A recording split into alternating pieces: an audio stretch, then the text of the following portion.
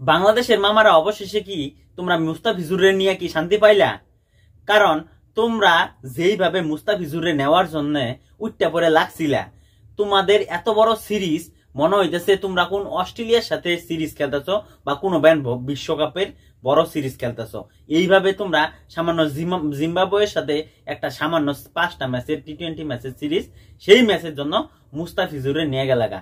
তার মধ্যে তার প্রথম 3টা টি20 ম্যাচ মুস্তাফিজুর খেলবো না, লাস্টের 2টা ম্যাচ মুস্তাফিজুর খেলবো, এর জন্য তোমরা নিয়ে গেলা। আর তার সাথে সাথে কি, তার সাথে সাথে চেন্নাই যে দর্শক ছিল, চেন্নাই যে সাপোর্টার ছিল, তার সাথে সাথে আপমর ভারতবর্ষের যে সাপোর্টার ছিল, যারা ক্রিকেট প্রেমী আসলে, তারা কিন্তু মুস্তাফিজুরের এই যে এত সুন্দর অনবদ্য যে পারফরমেন্স দিছে আইপিএল এ, সেটা কিন্তু 2016 পরে সে আবার তার পিক ফর্মে, আবার উচ্চ ফর্ম কিন্তু উড়া তার শুরু হয়েছে।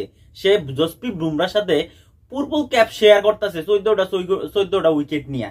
তাহলে ভাবা যায় যেই আইপিএল ম্যাচে 200 রানের নিচে কোনো কথাই হয় না, মানে বলার করে মাইরের পর মাইর হয়, মাইরের পর মাইর হয়, সেই জায়গা থেকে মুস্তাফিজুর জসপ্রীত বুমরার মতো একই সাথে কান্দা কান্দা মিলাইয়া 8-এর নিচে ইকোনমিক্যালি তা করে এভারেজ, রানের এভারেজ।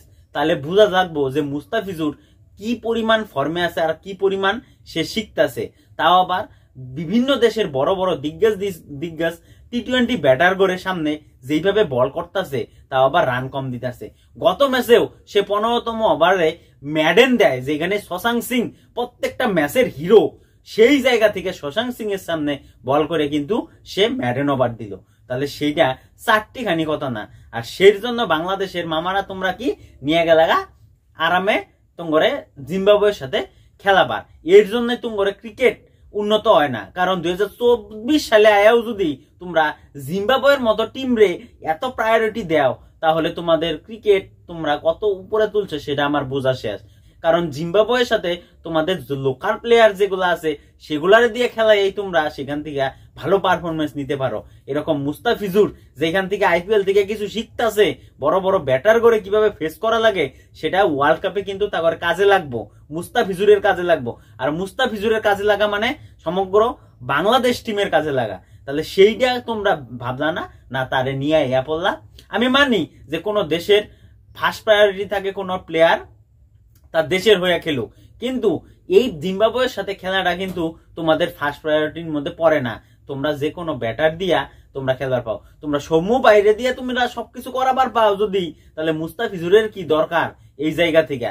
তোমাদের ওয়ার্ল্ড কাপে যাই রেখে তোমরা তারে যদি নিয়ে যাইতা, তাহলে তার কাছ থেকে ভালো জিনিস পাইতা, ভালো আউটকাম পাইতা।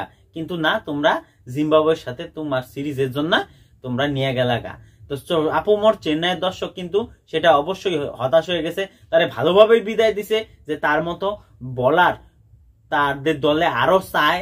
সে পরবর্তী যে আইপিএল অকশন আছে, হয়তো তার নিলামে যদি তারে তুলে, হয়তো বা তার দাম 6 থেকে 7 কোটি পর্যন্ত যাইতে পারে।